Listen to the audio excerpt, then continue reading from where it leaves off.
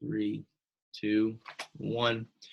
Welcome, everybody. Thanks so much for joining us here on the Growth Secrets interview series. I'm here with Kurt Uhlir. Kurt and I have spent a little bit of time talking before this, and it's going to be a really great interview for you guys. I'm excited for you to hear what Kurt has to say and learn more about the organizations that he is working on right now. And of course, we're going to talk about how he's adapting and his organizations are adapting to this COVID-19 shutdown, whatever we're calling this period of history that we're living through. So without further ado, Kurt, thanks so much for joining me today. Hey, thanks for having me. Awesome. Well, Kurt, would you do us a favor and just let everybody know a little bit about yourself? I want to start with learning about the subject of the interview here, and then we'll talk about the businesses that you're running. Yeah, so business side of things now, but I've been blessed to be part of a fair number of very large organizations. So I've built and run marketing at companies from startup to over $500 million in annual revenue, run teams in 6 continents, been part of a small team that took a company public for $880 million, been part of, on one side or the other, of dozens of acquisitions at this point. I've grown 10 plus digital communities to more than 100,000, several more than 500,000. And because of that, I've been blessed to advise everyone from startup founders to private equity backed CEOs to the current president of the United States. So a halfway decent resume you got there, Kurt. I've had some good people help me over time, and open some doors. But yeah, it sounds really good. We could do an entire episode, though, on all the ways that I've failed. I feel like I failed so many times, most people would crawl under a table and die. Man, that's so good. I feel like there's this, it's like the numerator and the denominator, right? When you look at somebody's successes, it's like that's the numerator. That's what you can see on top. But it's like, what's the ratio look like? And I'd be willing to bet that those with more successes have way more failures than the average person, right? Relative to the number of successes. I wouldn't even consider myself to have had many successes, but I know that through the failures and through the scars, man, there's so much that you learn from those, and there's so much value in those experiences. I think they really do go hand in hand, but you're right. That's a conversation we could spend a whole lot of time on. I'd love to do that one day. But really, I'd love to learn about the organizations that you're running that you'd like to talk about today. Yeah, so full-time, I am chief marketing officer for a private equity-backed technology company. But what I really want to talk about today was both a side project that's becoming much more of a growing entity, and an organization I'm part of I'm the chairman of. But my side project is called Chief Servants. We're still figuring out exactly what that means. It's really around trying to pull together a group of high-achieving servant leaders. I'm part of a CEO group where those of us have run companies at least $10 million or more. And that's really everybody. I would look at that group as part of that. But most people, when I talk to them about servant leadership, they point to nonprofits or they talk to some boss. And like doesn't come across that very much is people, I feel like, don't feel like high achieving and servant leadership go together. And because of that, actually, I find we've missed a lot of mentoring opportunities and ability to multiply those high achieving servant leaders that are CEOs, COOs, founders of companies, and to get more of those. And so we're pulling together a community of like-minded people that maybe we don't have it all figured out yet, but we're trying to figure that out together. That's great. And so is this a nonprofit? Is a business? Right now, I'd say it's really a kind of glorified Facebook community. Okay. We are connected to several nonprofits that give us pretty good exposure as we figure it out and want to scale it. But we don't have a curriculum right now. We have probably 200 or so people that have run pretty sizable organizations, or even a couple of them that do run small businesses. But you look at them and you go, man, he or she has figured out how to win at home and work. And if you talk to the people in their sphere, they'd say, she's a servant leader, and it's actually great to watch that kind of that community. One of the examples I give is a guy named Dave here in Atlanta. He runs an organization around $100 million. If if you had to look at it, we're in that time right now, as you kind of mentioned, where he had to look at, did it cost him several $1,000,000 to make the right decision? He would always make the right decision. And so that type of personality where they're going to make the right decision, you would trust them with your personal finances, whether it was personal or work-wise, like that's hard to get, while also finding somebody that's a hard driver to grow. Why do you think that is? Because I've noticed that same thing too. It's like this dissonance we have, right? Where we feel like if we are trying to be, and I'm going to really use overly simplified language, but like we want to be a good person. We want to do what's right. We want to be compassionate and all these things.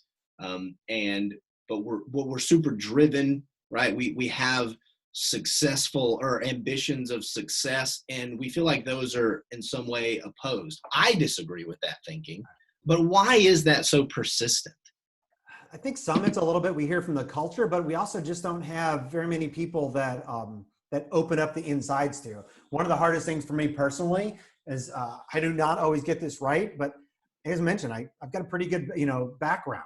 But if we get on a team call about what I've accomplished or my team has accomplished this week, and you're doing checkups, it's hard for me to kind of want to talk about that and show that, because the humbleness of heart versus sharing what me or my team have done really well, they are different sides to that same coin. And I just don't have a whole lot of good examples. I mean, I kind of started this because I know Cheryl Bachelder, who is the CEO of Popeyes Louisiana Chicken, who changed that company as a public company. And now she's running Pier 1.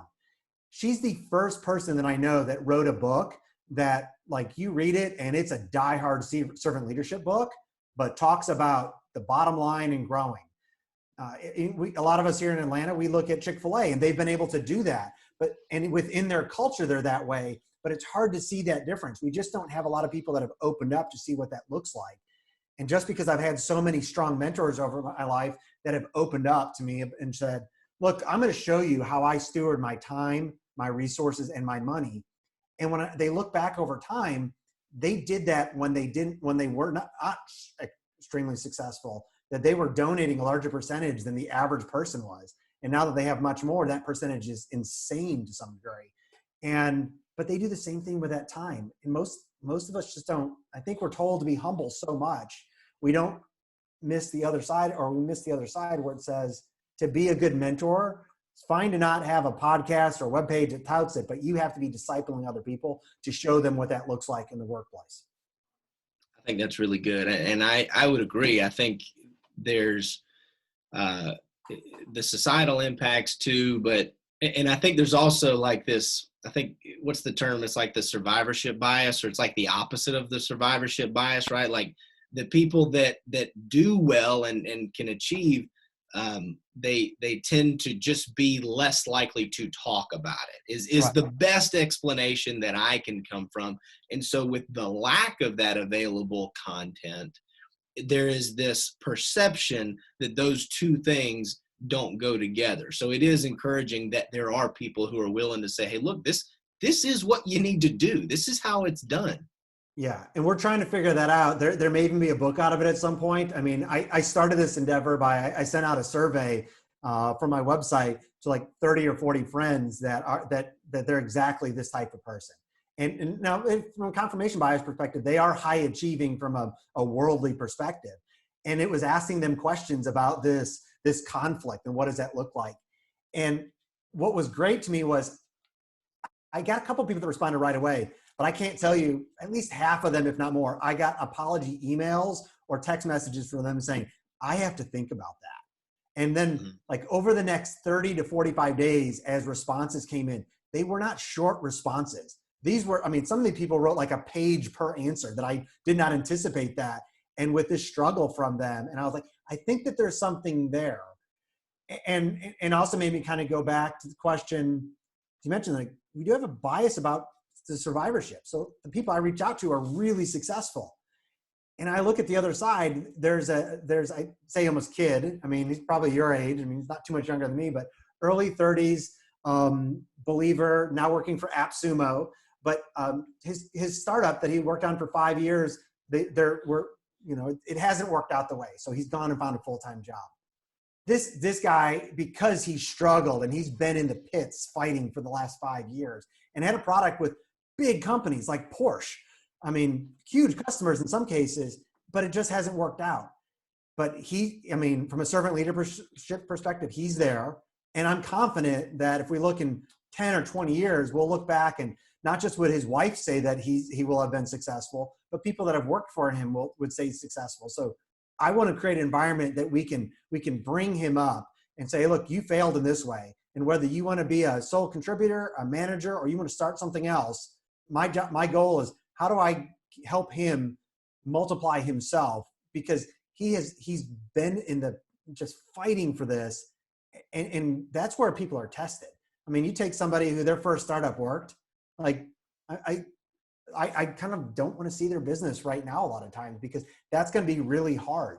What I want is the person who has fought for 5 years where most people would have shut down their business 2 years in with where this guy was. And he turned around, they found a good product market fit. And for a lot of reasons, it made sense to shut it down. But like, we need to take him and multiply it so there's another 10 men and women that he's able to raise up with his experiences. Okay, so that's really good, and it brings up another point that I think we have a problem with, right? And it's the time frame expectations, mostly that people put on themselves, right? We have this vision, and vision's good, right? Vision's not bad. We have a vision that we're going to build something, grow something, achieve something, and we want to do it in 2 years or 3 years, or before we're 30, or before we're 40, whatever that arbitrary number is. And if we don't get there in that time, then, and this is, if you follow James Clear, he talks about this a lot with his Atomic Habits book, right? Yep. A goal is just this thing that you either achieve and then you're moving past it and you're got to move the goalposts and focus on something else, or you fall short again of an arbitrary time frame for a goal, and then you're upset about it, or people get into depression over this. When like this career in life, it can be short. I understand that, but like, this is a long game, right? Yeah. This is a marathon. And so I think that is a corrective lens that we could put on, especially younger business leaders, in my opinion. No, I agree with that. And I think I love the book, and I love the concepts, a lot of the concepts behind Atomic Habits. It's too many people focus on goals. And then what happens when you achieve that? You hit your magic number, and then like you could retire. What do? Well, I've been there. It's like, I've tried retiring twice. It took 18 months on sabbatical after I stepped out of starting one of the first influencer marketing platforms here in Atlanta. 18 months off. It's like, you can only hike so much and, help friends out with their projects. And like, it's not about that. It's like, you have to love the process and the journey, and the journey's hard. But that's where it's at. It's not about just achieving something. Yeah. I always, it's kind of a joke in our family that we don't retire. Like they say, Milners don't retire. My grandfather, he retired like 30 years before he actually quit working. And he quit working about a week before he passed away. Right. And that's just, and it's a joke, but I certainly feel that way, that like, you're right. It's about the process, and it's about always being better. And it's about growth, and it's about incremental improvement and all that stuff. And if you fall in love with that, the time frame is not as important as the and to use James Clear's, I love the way he does his like little back of the napkin sketches that enter his blogs and stuff, is the dots that are kind of all over the place, and we expect it to be this directly upward up and to the right angle or direction and trajectory, but really it's these tiny little things that over time have this up and to the right trajectory. But you've got to look out at a wide enough view to be able to truly see it. Yeah, and I agree with that. And I think there's time frame, and there is the amount of work as well. I mean, there's a lot I like in Gary Vaynerchuk. There's a lot I don't, but I think one of the things I do really respect from him is he pushes people on how much work it takes to be successful. I completely believe in intentional rest. But I also think about like, so with COVID and coronavirus going on right now, we're at home. So in last week, I put down 2 dump trucks of mulch in my yard. I still need another one. But on Friday and Saturday, I put this large dump truck of mulch and spread it. At the end of the day, my wife and I are catching up on the porch, and she was commenting about how much work was being done and asked me a few questions. And as I thought about it, like, well, it was a lot of work, but like I was a Division I athlete in 3 sports, cross country, indoor and outdoor track. The amount of exercise I did in addition to classes at Vanderbilt in any single day was more work than what I did putting down like that Saturday for, half the truck of mulch. And I'm like, wow, like how much did that make me kind of revisit, like I'm not working as hard now in my life as I have at other times. And yet, some of my neighbors looked at me like you should just hire that out. Well, no, this is my job. It's my yard. Plus we have time now with COVID. So Yeah. Well, okay, so you brought up 2 things that I love to talk about. One of them is college sports. I played very small college basketball. I'm proud to talk about it, though I wouldn't put up my record against many other people, especially those who played Division I. But I will say this: it taught me a perspective on hard work and discipline that I don't know that you can get very many other places, because you're right. You're having to go to class and actually study, right? You went to Vanderbilt, I went to Emory. You're actually really being challenged academically, and you're being challenged physically. So going through that mental, physical strain does prepare you for a lot in life. I'm sure we could talk about that for a long time. But the other thing you touched on that I think we have to talk about is what are those servant leaders that you're talking about? How are they shifting and pivoting and being dynamic during this COVID-19 shutdown, the COVID crisis, shelter in place, whatever name the history books will put on this? What are some of the things that you're doing and that the people that you're interacting with are doing that perhaps the folks watching this now can learn from and apply? Yeah, good question. I think a lot of it is from a community perspective. I got off a call earlier today. I mentioned with Charlie Paparelli, a well-known angel investor here in Atlanta for decades. And he literally pulled together, I'm part of 3 groups that are very similar to that one, where it's leaders at companies that are having very transparent conversations about discussions we're having, paths forward. What does that look like for cash and a potential layoff, not potential layoff, the loans, and we're opening that up. And in some cases also where maybe you don't know everybody on the call. And so we're able to come back and filter, be a little more transparent when we send it through one person to anonymize some of the conversation that we're having. That transparency is something that's kind of rare to get a lot of times. But with that, what I'm hearing from a lot of those servant leaders is, I think the correct response is, I don't know. Like Charlie's great. He's a CPA by trade. So he's about cash. And what does that look like from a burn perspective? And that's great. But he says he doesn't know what's going to happen. And so we're talking scenarios. And that's a lot of the conversations that I'm having as well. So the other organization I'm part of is the Made in America movement.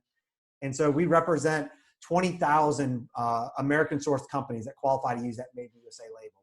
We reach 700,000 consumers on a monthly basis. So I've got a group of those that we talk with as well. And we're being very transparent about what that looks like. In some cases, they're struggling. And in other cases, like on the Made in America side, they have more business than they can think of right now.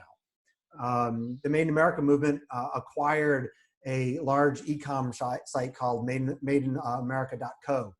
And traffic on that site's up 50% month over month right now this year. Like that's huge.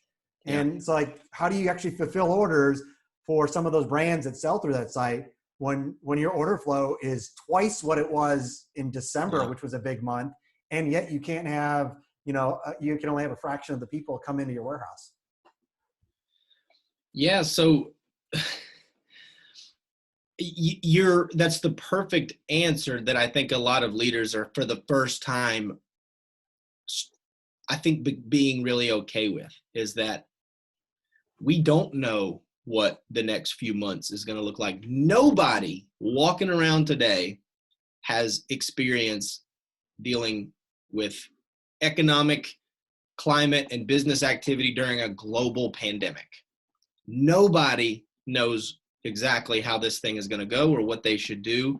And so the right answer is that very transparent, hey guys, I don't know what 3 months from now is going to look like. Kurt, I sat down with every one of my clients, and we had spent all this time putting together 2020 marketing campaigns back in November and December, and we had to tear them up and start all over again, which would have been a daunting task if we had to come up with a new annual plan.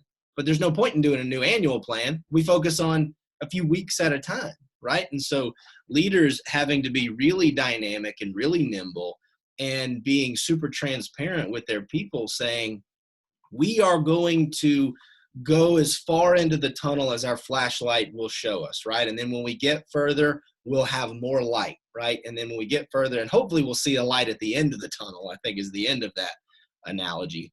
I assume is got to be around the corner at some point.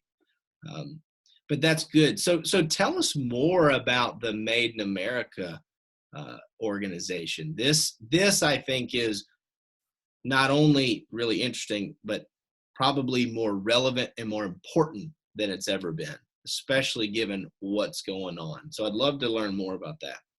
Yeah. So to a large degree, you think about it, we're the largest independent organization, kind of like a chamber of commerce in some ways, although I don't know any chamber of commerce in the country that consumers actually care about.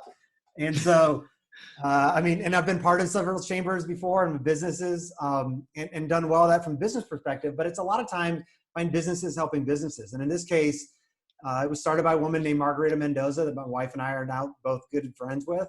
And my wife actually was the marketer that took the organization from one of like 8 or 9 organizations 5 years ago to being the organization that anybody cares about. So when President Trump came on board, he focused on American jobs. That was one of the things that was really important to him. And so he had advisors around him that said, if you could help the small percentage of companies that do everything here, then you're going to help all of the companies that also outsource and do elsewhere, which is, there are very few that just do everything somewhere else in the country or everywhere else in the world.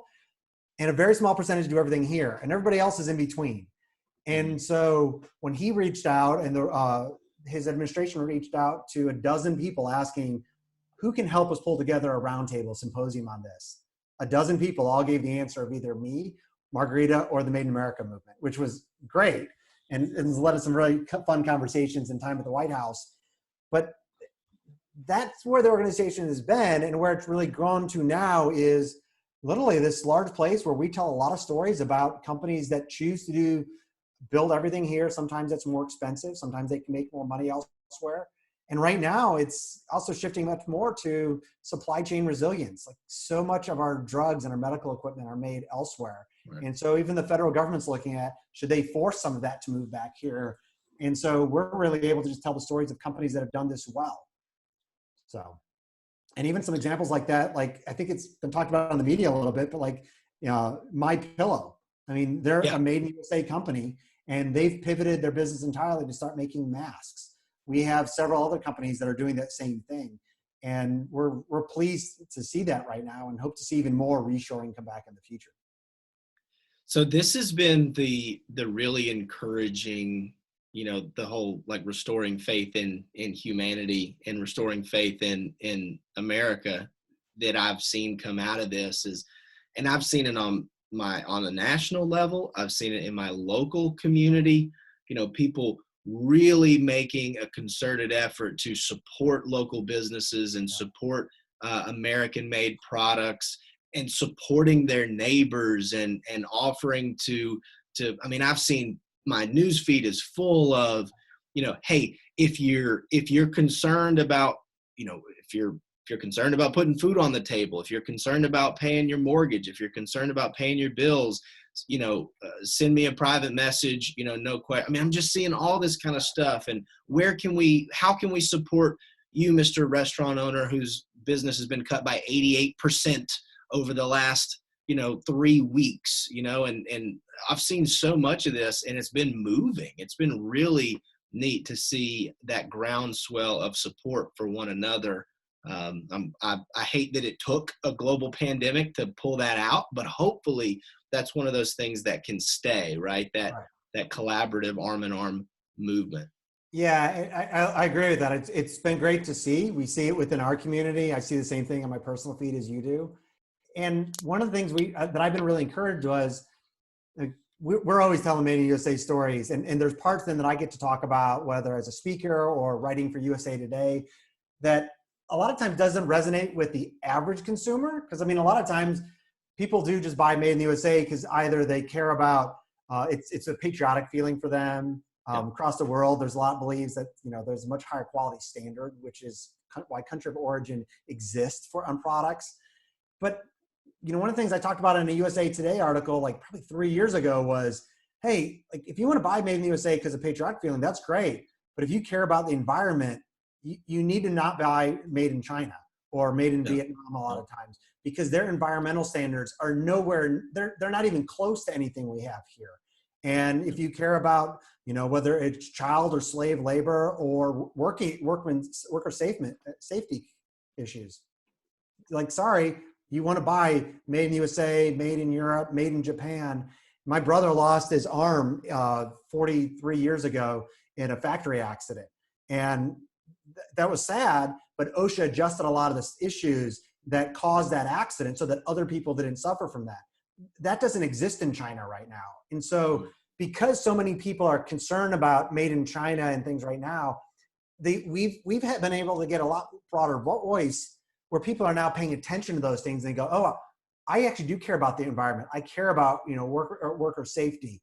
And that's why I want to now look at, products that are made here, denim jeans, like from Diamond Gusset Jeans in Blue Ridge, Tennessee, because I'm not having to worry about sweatshops in, Southeast Asia.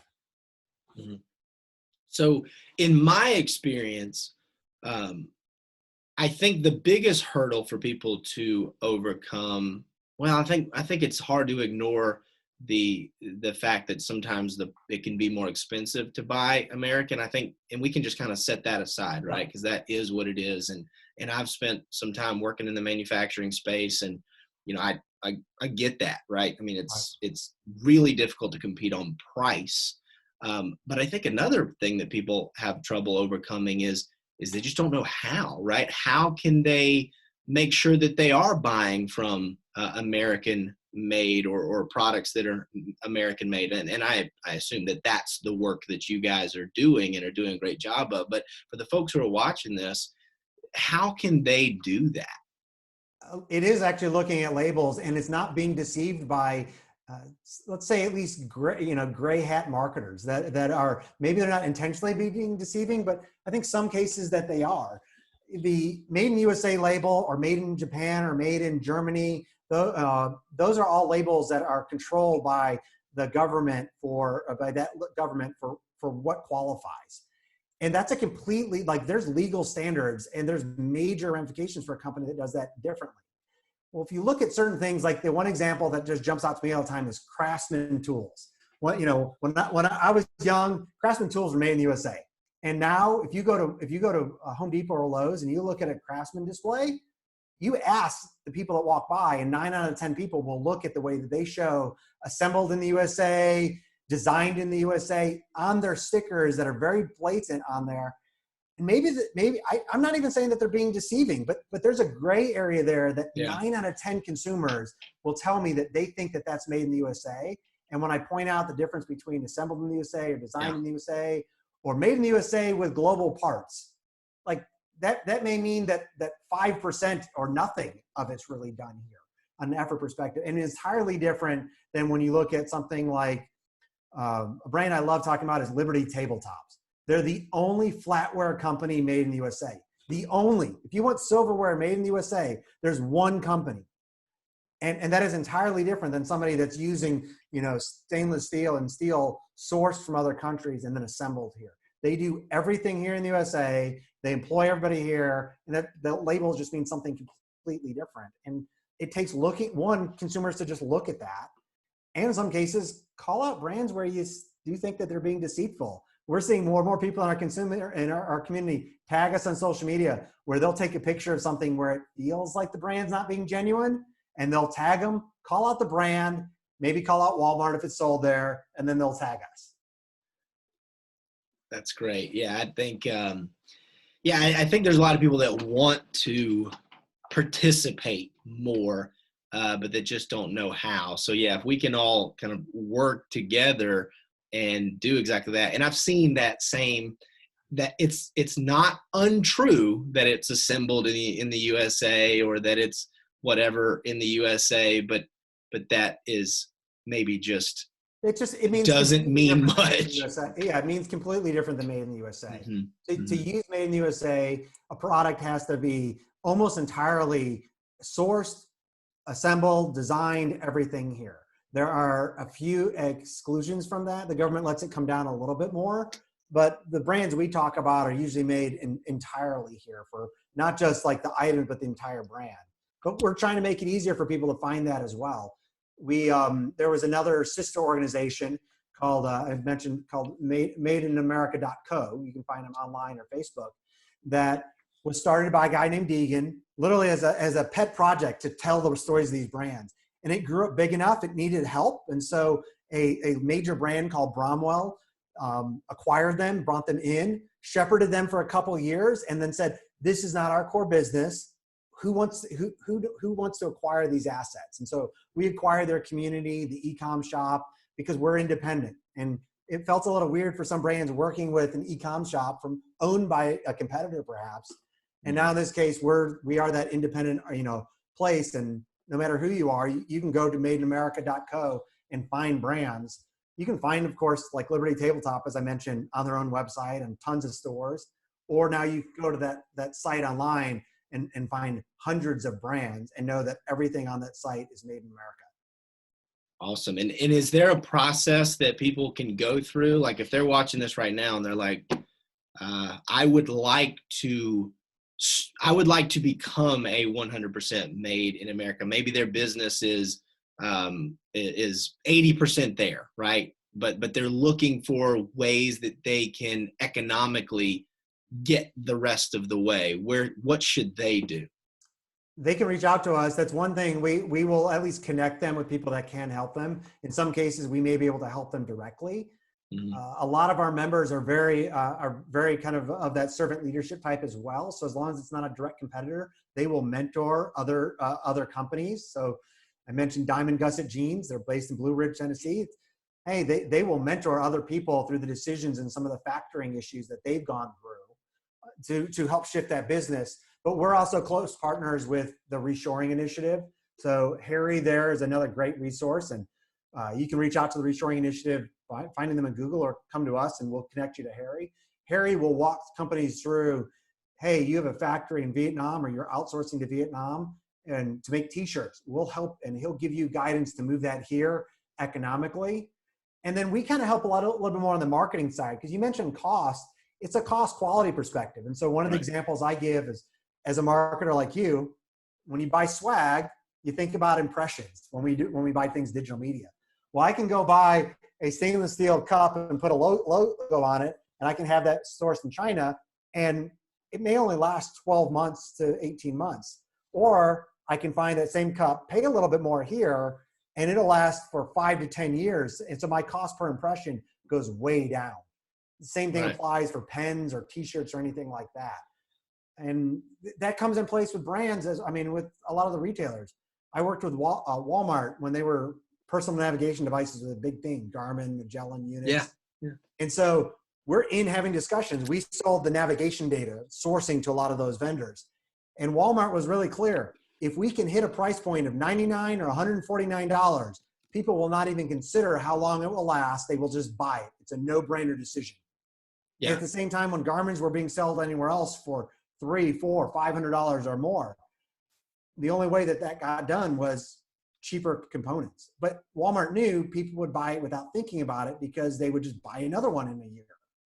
Like that's a decision that consumers get to be part of by talking about, hey, I bought this product and it was made in China and it fell apart. Now that's happened with some made in America products as well. It's just much less likely. Right.